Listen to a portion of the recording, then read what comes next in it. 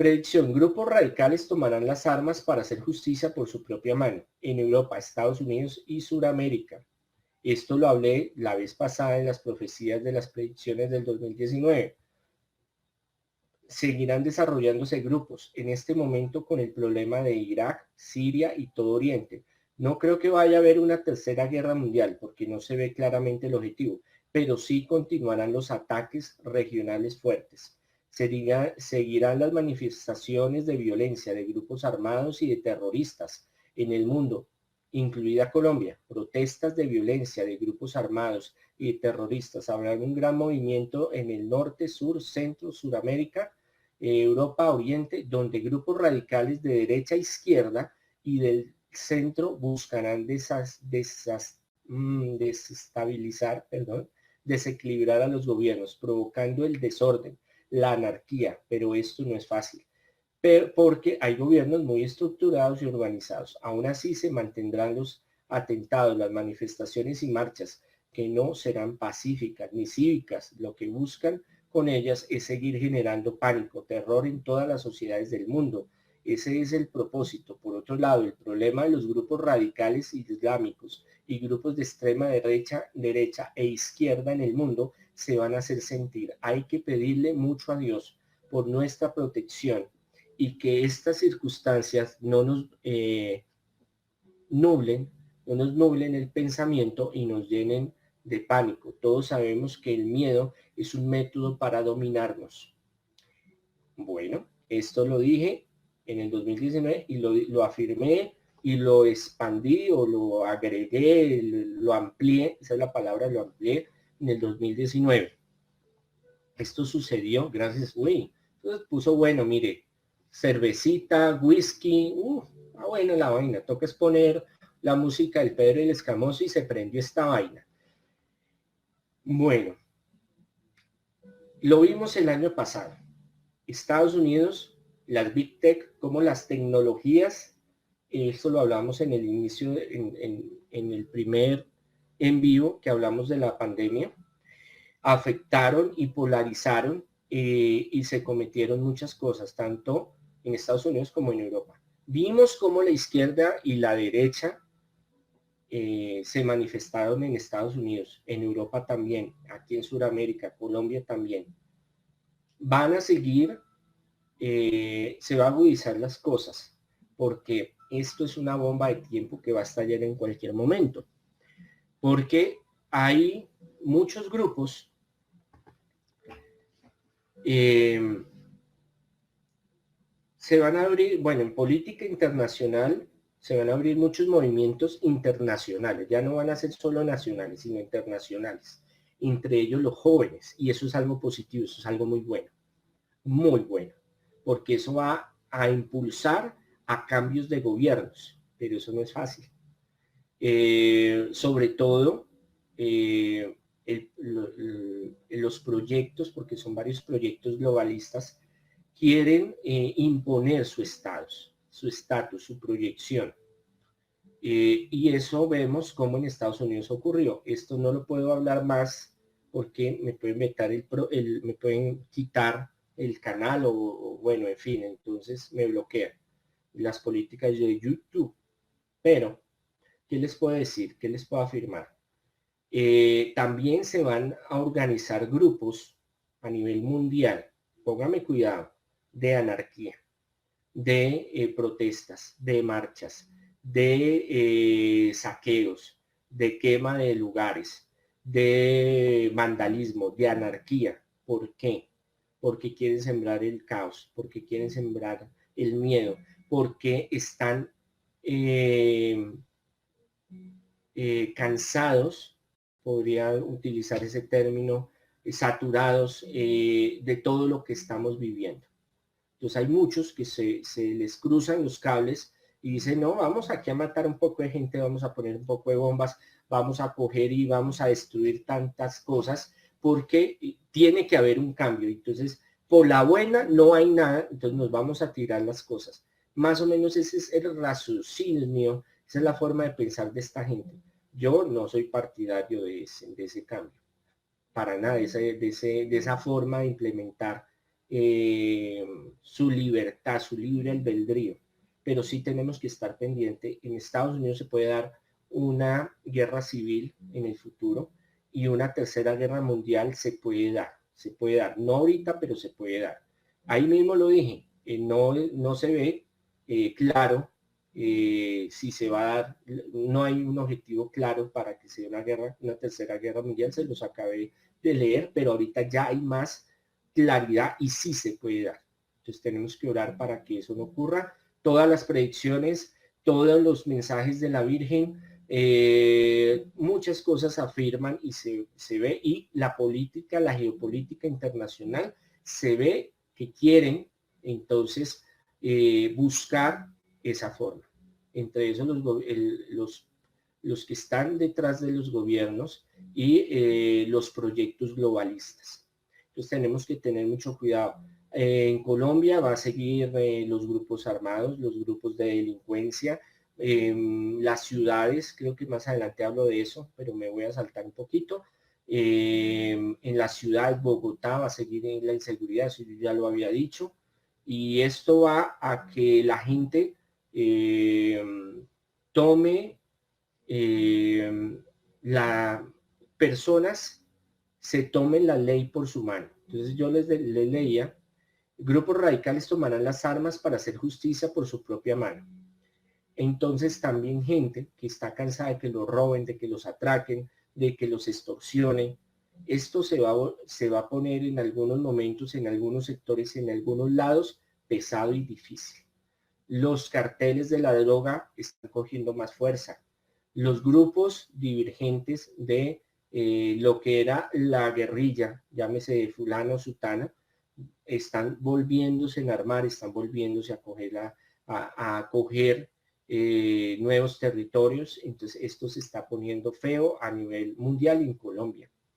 Y van a haber saqueos y van a haber muchas cosas, no todo de una vez, va a ser cosas progresivas. Yo sé que esto es muy negativo, yo lo sé, yo lo entiendo. Yo, mire, si yo pudiera decirle a usted que vamos a vivir en alegría, en felicidad y en bendiciones, pues yo lo haría, pero es lo que el Señor me muestra. Y ahí estoy colaborándoles que lo que Dios me muestra se hace realidad. No todo, pero hay cosas que sí. Entonces, desafortunadamente, tenemos que estar preparados a lo que se ve, a lo que vaya a suceder.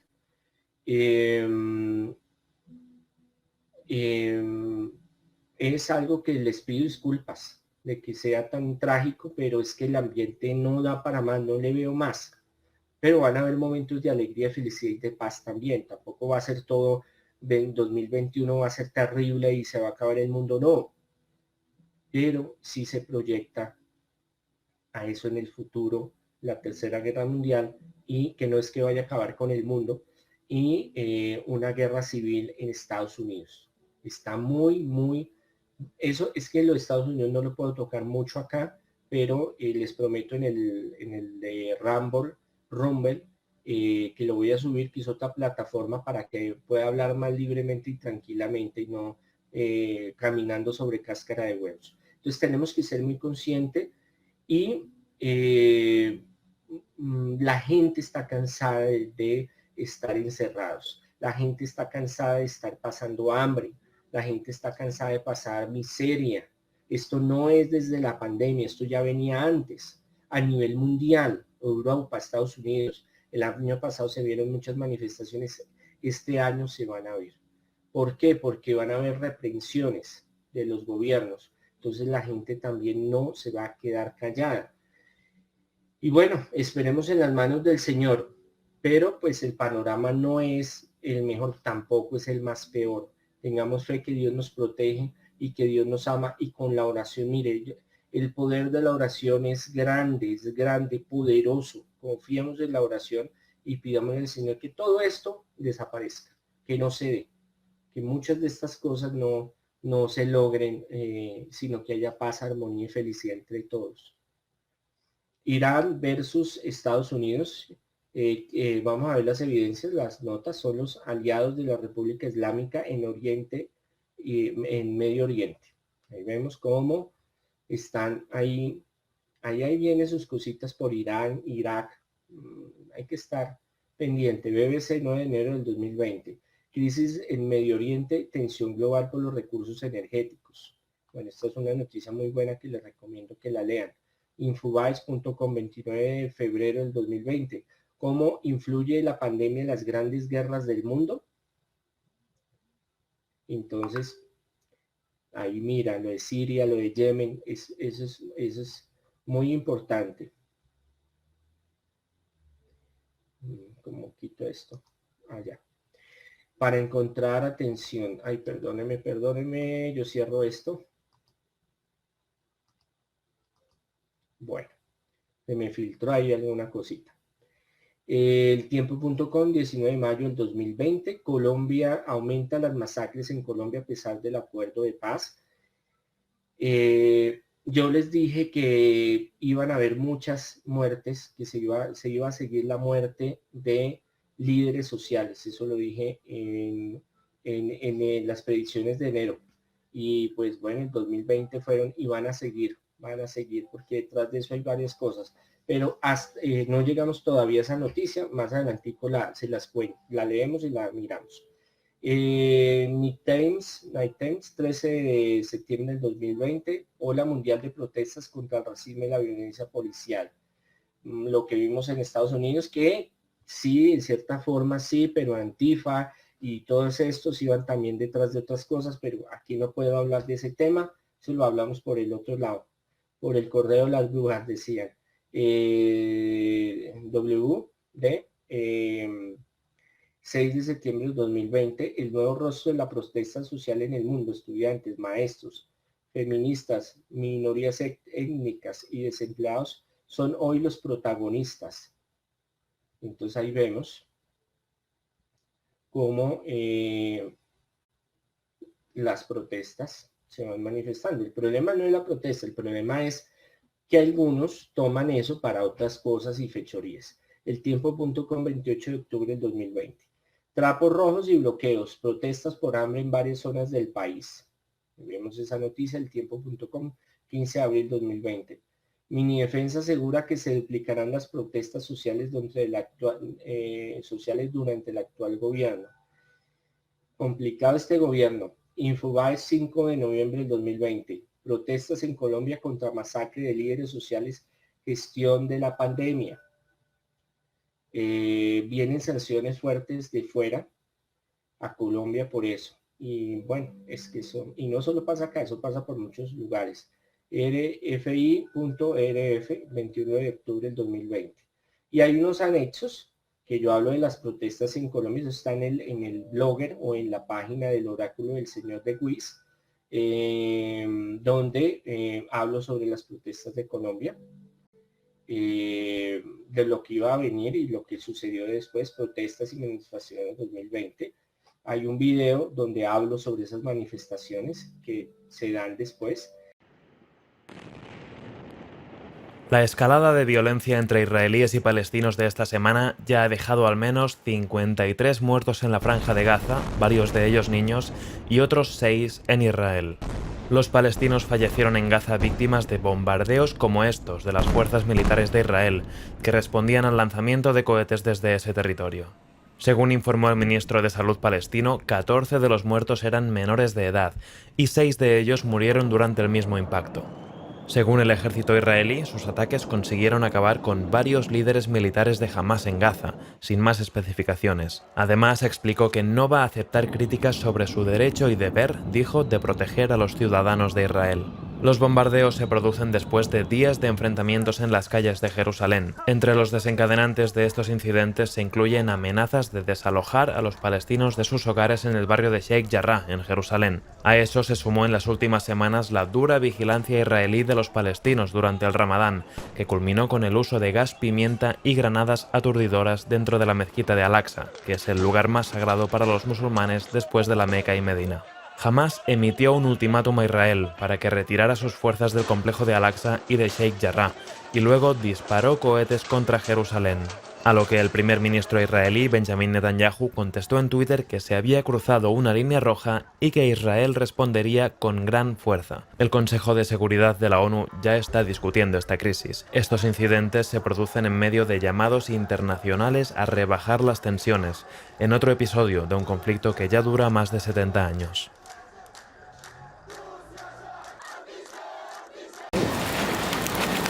Es una economía ficticia, próspera con la resiembra. Andrés Cancimans, el líder político, asegura que este fue el detonante de una guerra que recicla la década de los 90. A partir de esta disputa que hay entre grupos armados por el tema de quién se queda controlando la economía del narcotráfico. Esto ha generado cifras de asesinatos, esto está generando desplazamiento forzado, esto está generando reclutamiento forzado y sobre todo está generando amenazas contra líderes y lideresas en el territorio y las comunidades campesinas, principalmente las que están en el río Putumayo y Caquetá, están confinadas. Por los ríos Putumayo y Caquetá navegan libremente las rentas ilegales de la pasta de coca de lado a lado entre Colombia, Ecuador y Perú. Yuri Quintero es una mujer campesina que lleva más de 17 años desarrollando una labor de defensa de los derechos humanos en Putumayo, en la zona de frontera, un liderazgo heredado de su madre. En este momento las comunidades en confinamiento son la inspección de Yurilla en el municipio de Puerto Leguízamo, estamos hablando de más de 18 comunidades, entre esas comunidades indígenas. Estamos hablando también de Piñuña Blanco, corregimiento del municipio de Puerto Asís, que son alrededor de 14 comunidades, todas ellas campesinas. Y estamos hablando de la zona de Puerto Caicedo por el río Picudo, la inspección de Arizona. Los líderes sociales se convirtieron en personajes incómodos y son fácilmente eliminados o silenciados. A la fecha tenemos una lista de más de 63 líderes, hombres y mujeres que han sido asesinados en zonas rurales del departamento del Putumayo, sobre todo el medio y bajo Putumayo. Líderes silenciados a la fuerza, a la que se suman los fuertes operativos de erradicación que cumple el gobierno. La erradicación forzada se ha incrementado. Han superado los 20 operativos de erradicaciones forzadas en toda la región del Bajo Putumayo, en resguardos indígenas, y eso ha generado una cifra específica de 2 personas asesinadas, por ejemplo, en el marco de estas confrontaciones por la erradicación forzada. La dinámica de la guerra sobre el territorio fronterizo del Putumayo tiene 2 protagonistas armados que se enfrentan a sangre y fuego en el cordón fronterizo. Por un lado, el Frente Primero, Carolina Ramírez, de las extintas FARC, al mando de Danilo Albizu. Cubre el borde fronterizo de Puerto Guzmán y Puerto Leguízamo en límites con los departamentos de Cauca y Caquetá. Por el otro lado está el Comando Fuerza del Sur, o Comando de la Frontera, una alianza criminal entre excombatientes del Frente 48 de la FARC, a quienes se suman la Constru, los Calvos, los Sinaloas, la Mafia y los Bonito, al mando de alias La Araña. Son herederos de paramilitares y narcos. Cubren Mocoa, Puerto Asís, Villagarzón, Puerto Caicedo, Valle del Guamués y San Miguel. El problema no es solo colombiano, son redes que pasan por Brasil, Perú, Ecuador, en un juego criminal en que todos ponen y los campesinos ponen los muertos. El campesinado habla de una economía de la sobrevivencia, que es la coca les ha permitido, digamos, abastecerse, la coca les ha permitido sobrevivir, mientras que aquí lo que tenemos que decir con claridad es que el combustible de esta guerra es el narcotráfico como tal, es decir, las mafias. Cancimans, el político, y Yuri Quintero, la lideresa campesina, han logrado hacer visible lo que está ocurriendo en su departamento a costa de ser amenazados. La última alerta les llegó puerta a puerta en forma de panfleto a nombre del grupo Comando de la Frontera, que los emplazaba como colaboradores de las disidencias del Frente Primero, Carolina Ramírez de la FARC.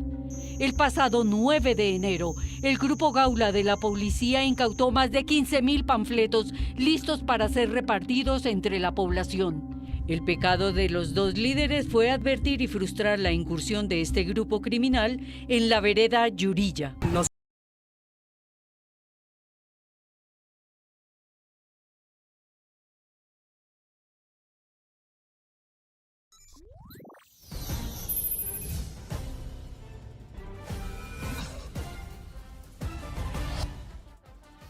Mucha atención, son las 2 de la tarde y 44 minutos en Colombia, son las 10 de la noche 44 minutos en Tel Aviv, en Israel, a donde vamos con imágenes en directo, pues la información de última hora. Habrían sido lanzados por lo menos 130 misiles desde la Franja de Gaza contra Israel, puntualmente contra Tel Aviv. Ustedes ven imágenes en este momento en sus pantallas de la Franja de Gaza, donde un edificio de por lo menos 13 pisos fue derrumbado por el ejército israelí. Han sido por lo menos 48 horas, donde al mejor estilo de Oriente Medio, ojo por ojo, diente por diente. Una cosa va y la otra es inmediatamente, la reacción es violenta de lado y lado. Les contaba que hoy Israel bombardeó un edificio de 12 pisos, supuestamente habrían evacuado ese edificio antes de bombardearlo. Se sabe que es un edificio en la Franja de Gaza donde funcionaban algunos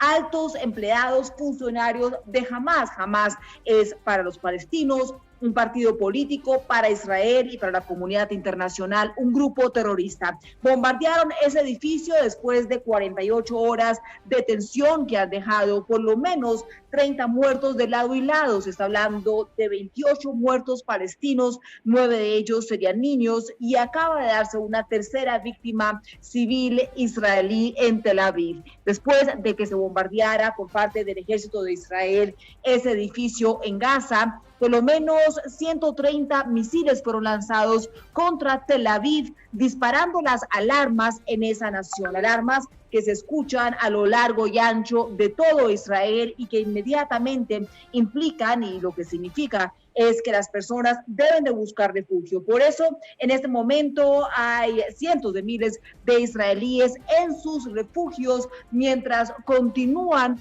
escuchándose bombas y misiles, especialmente en la zona de Tel Aviv. Se habla de que habría muerto una persona hoy en Tel Aviv, una mujer, después de que dos civiles israelíes fallecieran ayer en Ashkelon, en el sur del país, muy cerca a la Franja de Gaza. Pues hoy se está hablando de que murió una mujer muy cerca de Tel Aviv, en la región de Rishon LeZion, después de que fuese impactado el edificio donde estaba por un cohete que fue lanzado desde la Franja de Gaza. Con ese descenso, ya son 3 las personas israelíes que han muerto desde que comenzó el lunes este nuevo levantamiento. Más de 500 cohetes se dice ya que fueron lanzados desde la Franja de Gaza. También en esa zona, en ese territorio palestino, se van sumando más muertos, además de los 9 niños. Algunos medios reportan que serían 10 niños. Hace tan solo minutos entró información de última hora de otro palestino que murió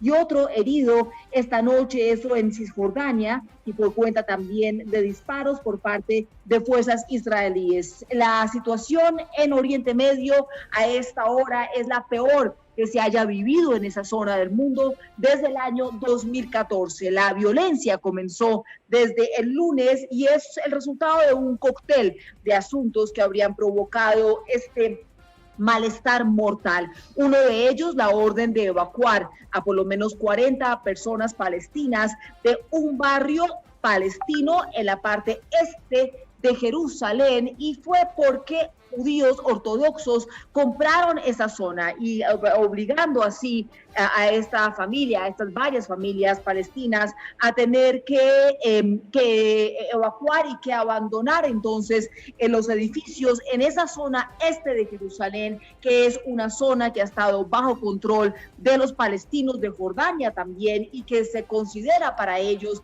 parte de su territorio, y reconociendo los palestinos a Jerusalén como su capital, como también lo hacen los judíos, pues hace que sea una situación y unos barrios que tienen un muy importante significado político y también significado emocional y hasta religioso para algunos de ellos. Entonces arranca esta crisis cuando se ordena evacuar esa zona en el este de Jerusalén.